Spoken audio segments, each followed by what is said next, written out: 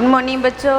Class BSc second year और BSc BEd third year के लिए ऑर्गेनिक केमिस्ट्री का हमारा टॉपिक चल रहा है एल्डिहाइड एंड कीटोन्स, जिसके पार्ट नंबर 20 की हम बात कर रहे हैं। काफ़ी लंबा चैप्टर है ये, एक ही यूनिट का एक चैप्टर है जिसके अंदर 2 टॉपिक हैं, एल्डिहाइड एंड कीटोन। तो हमने 19 नंबर पार्ट तक हमने ये बात कर ली थी कि एल्डिहाइड और कीटोनों का अपचयन कैसे होता है, इस पे चर्चा हो गई थी हमारी। इसके बाद आज हमारा जो नेक्स्ट टॉपिक है वो है इनोलीकृत होने वाले कीटोनों का हैलोजनीकरण। जो कीटोन इनोलीकृत फॉर्म में हो सकते हैं उनका हैलोजनीकरण किया जा सकता है आसानी से, यानी कि कार्बोनिल समूह जो होता है उसके पास में जो कार्बन होता है उस कार्बन को अल्फा कार्बन कहा जाता है। उस अल्फा कार्बन पर हाइड्रोजन प्रेजेंट होगा तो उस हाइड्रोजन को बोला जाएगा अल्फा हाइड्रोजन, और उस अल्फा हाइड्रोजन का हैलोजनीकरण कर सकते हैं हम। तो इनोलीकृत होने वाले कीटोनों का हैलोजनीकरण करवाने के लिए हम क्या करते हैं, कार्बन और इसके साथ H जुड़ा और ये डबल बॉन्ड O इस फॉर्म में है ये, और ये कार्बोनिल समूह, तो ये कार्बन अल्फा कार्बन के साथ हाइड्रोजन जुड़ा हुआ है, इसकी X2 के साथ रिएक्शन करवाएंगे अम्ल व क्षार की उपस्थिति में। तो ये हाइड्रोजन यहाँ से निकल जाएगा और इसके स्थान पर क्या आ जाएगा, हैलोजन आ जाएगा, और एक प्रतिस्थापन उत्पाद का निर्माण होता है। एक प्रतिस्थापन उत्पाद का निर्माण होता है, अल्फा हाइड्रोजन एक हैलोजन के साथ HX के रूप में बाहर निकल जाएगा। ठीक है, अब इसको हम 2 तरीके से करवा सकते हैं, एक बार अम्ल की प्रेजेंस में करवा सकते हैं हम, एक बार क्षार की प्रेजेंस में करवा सकते हैं। तो पहला तो हम ये लिख सकते हैं कि अम्ल उत्प्रेरित हैलोजनीकरण, अम्ल उत्प्रेरित हैलोजनीकरण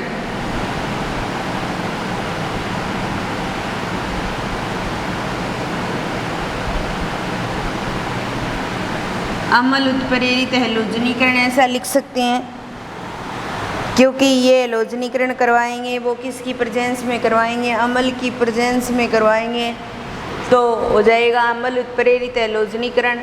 और जो दूसरा है वो हो जाएगा क्षार उत्प्रेरित हैलोजनीकरण, कि वो हम क्षार की प्रेजेंस में करवाएंगे। तो हम पहले फर्स्ट की बात करते हैं, अम्ल उत्प्रेरित हैलोजनीकरण की। अम्ल की उपस्थिति में अल्फा कार्बन पर उपस्थित हाइड्रोजन का प्रतिस्थापन करेंगे हैलोजन के द्वारा, इसीलिए इसे अम्ल उत्प्रेरित हैलोजनीकरण कह सकते हैं। देखिए अब हमारे पास में ये कार्बन इसके साथ हाइड्रोजन जुड़ा हुआ है, ये कार्बन डबल बॉन्ड और इस फॉर्म में है हमारे पास। ठीक है, ये क्या है हमारे पास में, एक कार्बोनिल समूह की फॉर्म आ गई और अल्फा हाइड्रोजन भी प्रेजेंट है। इसकी हम क्या करवाएंगे, BH के साथ या BH के साथ रिएक्शन करवाओ या HB के साथ करवाओ, ऐसे भी लिख सकते हैं HB। ठीक है, अब देखिए इसके साथ जब रिएक्शन करवाते हैं तो रिएक्शन करवाने के दौरान इसके साथ H जुड़ जाता है और यहाँ से B नेगेटिव बाहर निकल जाएगा और ऑक्सीजन पर क्या आ जाएगा, पॉजिटिव चार्ज आ जाएगा। और फिर उसके बाद में ये रिएक्शन जो होती है वो दोनों तीर के निशान से इसको इसमें चेंज कर सकते हैं, इसको मंद पद के अंदर आगे रिएक्शन करवाते हैं हम, और मंद पद के अंदर अगर रिएक्शन करवाई जाए तो ये किस फॉर्म में चला जाता है, इनोल फॉर्म में आ जाएगा, और OH जो है वो इनोलिक फॉर्म में आ गया। ठीक है ना, और जो यहाँ डबल बॉन्ड आएगा ये H और B वापस क्या करेंगे, HB के साथ रिएक्शन कर लेंगे। ठीक है, तो HB वापस बना लेंगे।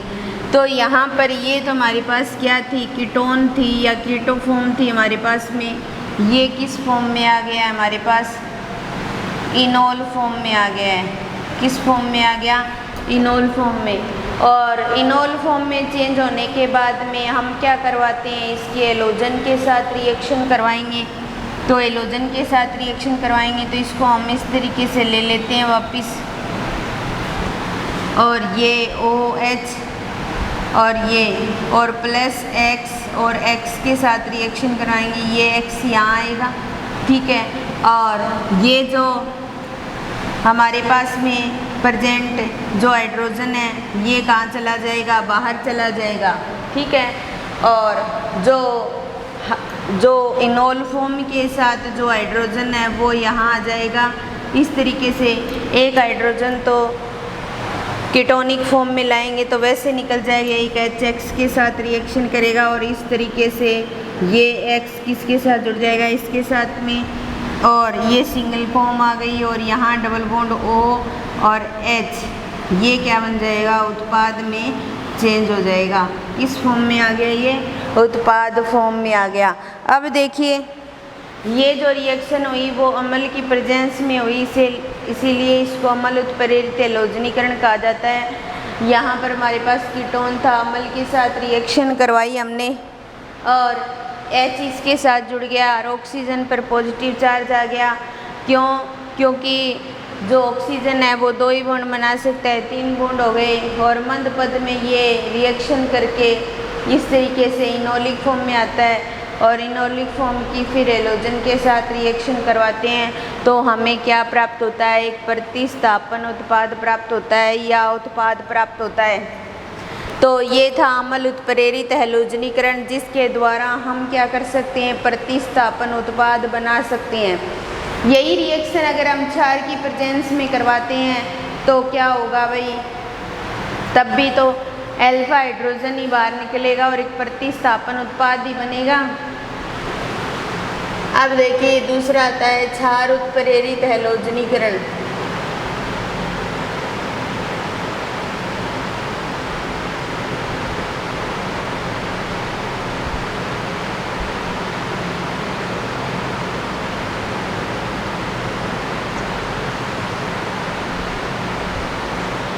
यहाँ अम्ल उत्प्रेरित करवाया है तो HB या BH के साथ रिएक्शन करवाई। जब क्षार उत्प्रेरित हैलोजनीकरण करवाएंगे तो क्षार के साथ रिएक्शन करवाएंगे हम B के साथ या B नेगेटिव के साथ रिएक्शन करवाएंगे, ठीक है।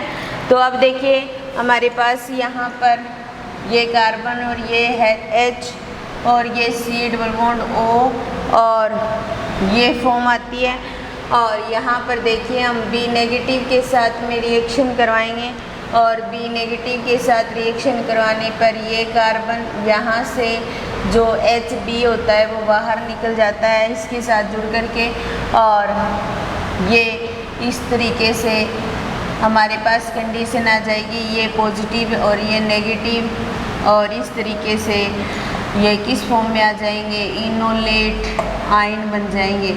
क्या बन जाएंगे? इनोलेट आयन बन जाएंगे और ये इनोलेट आयन फिर इनोलिक फॉर्म में चेंज हो जाएंगे और कार्बन कार्बन डबल बॉन्ड आ जाएगा इस तरीके से और यहाँ OH और ये कंडीशन आ जाएगी। इस फॉर्म को बोलेंगे इनोल फॉर्म। क्या बोलेंगे? इनोल फॉर्म, ठीक है। अब देखिए जो इनोलेट आयन फॉर्म है उसको हम वापस लेते हैं और ये लेते हैं और यहाँ पर पॉजिटिव और यहाँ पर नेगेटिव और ये फॉर्म होती है और इसके अनादि स्ट्रक्चर के रूप में हम इसको इस तरीके से शो कर सकते हैं। ये कार्बन और इसके साथ ये डबल बॉन्ड ऑक्सीजन जुड़ जाएगा और इस पर क्या आ जाएगा? पॉजिटिव चार्ज आ जाएगा। ये इनोलेट आयन को हम इस फॉर्म में ला सकते हैं और इस फॉर्म में लाने के पश्चात X के साथ में अगर रिएक्शन करवाई जाए तो रिएक्शन करवाने पर इसके साथ X जुड़ जाएगा और C डबल बॉन्ड O और ये कंडीशन आ जाएगी और ये क्या बन जाएगा? उत्पाद बन जाएगा। इसको एक और फॉर्म में भी इसको एक और फॉर्म में भी ऐसे चेंज कर सकते हैं, C डबल बॉन्ड O और OH इसके साथ भी शो किया जा सकता है। एक और फॉर्म भी शो कर सकते हैं ये इनोलेट फाइनादी स्ट्रक्चर के रूप में यहाँ पर जो कार्बन है वो कार्बोकेटाइन की फॉर्म में है, यहाँ से H6 के साथ जुड़ जाएगा और किस में चेंज हो जाएगा, उत्पाद में चेंज हो जाएगा। और कौन सा उत्पाद बनेगा, प्रतिस्थापन उत्पाद बनेगा। ये जो रिएक्शन होगी वो तीव्र पद के अंदर होगी। यहाँ से एक X तो इसके साथ जुड़ गया और एक X नेगेटिव बाहर निकल जाएगा। ये था हमारा इनोलीकृत होने वाले कीटोनों का हैलोजनीकरण। इनोलीकृत होने वाले कीटोन अम्ल और क्षार दोनों की प्रेजेंस में रिएक्शन कर सकते हैं और प्रतिस्थापन उत्पाद बना सकते हैं। पहला अम्ल उत्प्रेरित हैलोजनीकरण, अम्ल की प्रेजेंस में रिएक्शन करवाते हैं, इनोलेट आयन बनता है, इनोलेट फॉर्म आती है और इनोलेट फॉर्म के साथ X2 रिएक्शन करता है और उत्पाद बनाता है। क्षार की प्रेजेंस में करवाते हैं तो B नेगेटिव का मतलब इसके पास 2 इलेक्ट्रॉन है, इसके साथ रिएक्शन करवाई जाएगी, इनोलेट आयन में चेंज हो जाएगा और जो H है वो BH के साथ जुड़कर BH के रूप में और इसे इनोल फॉर्म में ले आए। इनोलेट आयन को वापस इस फॉर्म में चेंज कर सकते हैं, इसमें भी चेंज कर सकते हैं और इसके साथ X2 तीव्र पद में रिएक्शन करता है और किसका निर्माण करता है, उत्पाद का। तो ये हमारा एल्डिहाइड और कीटोन था। एल्डिहाइड और कीटोन, सिंपल एल्डिहाइड और कीटोन तो समाप्त हो गया है, लेकिन इसी यूनिट के अंदर नीचे एक लाइन और दे रखी है, अल्फा बीटा संतृप्त एल्डिहाइड एंड कीटोन्स, ये भी दे रखा है। क्या दे रखा है भाई, सिलेबस देखना आप सभी बच्चे, उसमें नीचे दे रखा है alpha beta unsaturated aldehyde and ketones. तो हमें अल्फा बीटा अनसैचुरेटेड एल्डिहाइड को करना पड़ेगा। वैसे तो इसी टॉपिक के साथ है अनसैचुरेटेड एल्डिहाइड्स एंड कीटोन्स, ये दिया हुआ है, इसी के साथ करते हैं हम, कोई अलग चैप्टर नहीं है, इसी से संबंधित टॉपिक है तो इसी के साथ हो जाएगा ये। और इसको बोला जाता है अल्फा बीटा असंतृप्त यौगिक या असंतृप्त यौगिक बोल सकते हैं हम, ठीक है। तो असंतृप्त यौगिक का मतलब या फिर असंतृप्त एल्डिहाइड भी कह सकते हैं। जब हमारे पास में कोई भी कंपाउंड जुड़ा है उसकी अल्फा और बीटा स्थिति पर डबल बॉन्ड हो तो उसको अल्फा बीटा असंतृप्त एल्डिहाइड बोला जा सकता है। जैसे हमारे पास ये एल्डिहाइड है, इसके पास में ये कार्बन है, ये अल्फा और ये कार्बन बीटा, ये ग्रुप जुड़ा उसके साथ वाला कार्बन अल्फा और इसके पास वाला बीटा, इन दोनों के बीच में डबल बॉन्ड हो तो वो क्या होता है, अल्फा बीटा संतृप्त यौगिक होता है। इसके साथ बैलेंस कंप्लीट करने के लिए CH2CH तीर कार्बन का अल्फा बीटा एल्डिहाइड होता है, उसको बोला जाता है एक्रोलीन। तो यहाँ पर हम 4 अल्फा बीटा संतृप्त यौगिकों की बात करेंगे। तो ये हो गया एक्रोलीन। अब हमारे पास में CHO, ये कार्बन अल्फा, ये डबल बॉन्ड होगा बीटा और इसके साथ एक और जुड़ा हो, ये CH, ये CH और CHO, इसको बोला जाता है क्रोटेन एल्डिहाइड। क्या बोला जाता है, क्रोटेन एल्डिहाइड, ठीक है। तो हमारे पास 2 एल्डिहाइड आ गए, असंतृप्त एल्डिहाइड या अल्फा बीटा असंतृप्त एल्डिहाइड। 3 कार्बन की एक श्रृंखला बनाएंगे जिसमें अल्फा और बीटा के बीच में डबल बॉन्ड रखेंगे, उस एल्डिहाइड का नाम हो जाएगा एक्रोलीन। 4 कार्बन की श्रृंखला बनाएंगे और अल्फा और बीटा के बीच में डबल बॉन्ड करेंगे, वो एल्डिहाइड हो जाएगा क्रोटेन एल्डिहाइड। क्या हो जाएगा भाई, क्रोटेन एल्डिहाइड। इस प्रकार हमारे पास अल्फा बीटा असंतृप्त जो एल्डिहाइड है, एक तो एक्रोलीन है और दूसरा क्या है, क्रोटेन एल्डिहाइड है। 2 असंतृप्त एल्डिहाइड एंड 2 अल्फा बीटा असंतृप्त एल्डिहाइड हो गए हमारे पास में, ठीक है। अब हम कीटोन की बात करते हैं, ठीक है। तो यहाँ हमारे पास CH3 और ये CH डबल बॉन्ड O और इधर हमारे पास CH3O। ये कीटोन होता है, इसका ये कार्बन भी अल्फा होता है, ये अल्फा होता है, तो हम एक ही साइड जोड़ सकते हैं। हम इधर वाले कार्बन को छोड़ देंगे, इधर वाला लेंगे और इस कार्बन और इस कार्बन के बीच में क्या रखेंगे, डबल बॉन्ड रखेंगे हम, ठीक है।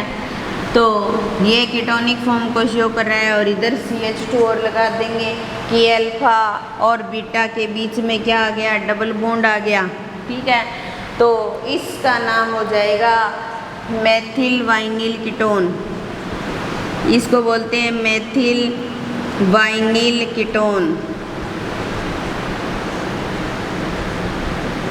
क्योंकि कार्बन कार्बन डबल बॉन्ड के पास में कोई चीज़ होती है तो वो वाइनिल होती है, तो वाइनिल कीटोन हो गया और ये मेथिल हो गया, तो इसका नाम हो गया मेथिल वाइनिल कीटोन। एक और कीटोन लेते हैं, C डबल बॉन्ड O, ये ले लिया और इसके बाद में ये कार्बन अल्फा हो जाएगा और इस कार्बन के साथ में डबल बॉन्ड लगा देंगे और फिर इसके साथ एक और कार्बन रखेंगे और जिसके साथ CH3 और CH3 और इसके साथ H जुड़ा हो। एक कीटोन इस तरीके का भी हो सकता है हमारे पास में, और जिसका नाम है मेसिटिल ऑक्साइड, मेसिटिल ऑक्साइड। तो असंतृप्त यौगिक बहुत सारे हो सकते हैं, असंतृप्त अम्ल हो सकते हैं, असंतृप्त एस्टर हो सकते हैं, लेकिन हमें तो क्या करना है, असंतृप्त एल्डिहाइड और कीटोन ही करना है, क्योंकि हम एल्डिहाइड कीटोन वाला चैप्टर कर रहे हैं तो हम एल्डिहाइड कीटोन से संबंधित बात करेंगे, ठीक है। हमारे पास में एक असंतृप्त एक्रोलीन आ गया, दूसरा क्रोटेनडिहाइड आ गया, तीसरा मेथिल वाइनिल कीटोन आ गया और चौथा आ गया मेसिटिल ऑक्साइड। तो हमारे पास दो तो एल्डिहाइड के कंपाउंड हो गए और दो किसके हो गए, कीटोन के, जिसमें हम एक्रोलीन को पढ़ेंगे। सबसे पहले एक्रोलीन से संबंधित बात करेंगे, एक्रोलीन के बनाने के मेथड भी पढ़ेंगे, उनकी केमिकल रिएक्शन। फिर क्रोटेनडिहाइड का तो थोड़ा सा ही पोर्शन है बनाने का मेथड और एक ही केमिकल रिएक्शन है, और फिर मेथिल वाइनिल कीटोन को पढ़ेंगे और मेसिटिल ऑक्साइड का तो कुछ नहीं पढ़ेंगे, बस हमें ये पता होना चाहिए कि कौन सा एल्डिहाइड कीटोन हमारे पास में है। तो सबसे ज़्यादा पार्ट किसका दिया हुआ है, एक्रोलीन का दिया हुआ, और कोई क्वेश्चन आएगा तो वो यहाँ से ही आ सकता है, ठीक है। अब हम सबसे पहले असंतृप्त यौगिक स्टार्ट करते हैं, एक्रोलीन।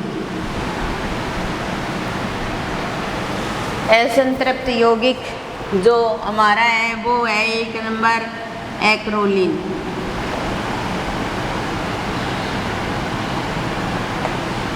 एक्रोलीन को शो कैसे किया जाता है, carbon carbon double bond CH-CHO, ये क्या होता है, एक्रोलीन होता है। पहले कार्बन कार्बन के बीच में डबल बॉन्ड होता है और फिर लास्ट में क्या जुड़ा रहता है, CHO ग्रुप जुड़ा रहता है, और जिसको क्या नाम दे देते हैं हम, एक्रोलीन, ठीक है। तो इसकी काफ़ी सारी बनाने के मेथड भी हैं और काफ़ी सारी केमिकल रिएक्शन है, तो हम इसको नेक्स्ट क्लास में स्टार्ट करेंगे भाई। धन्यवाद।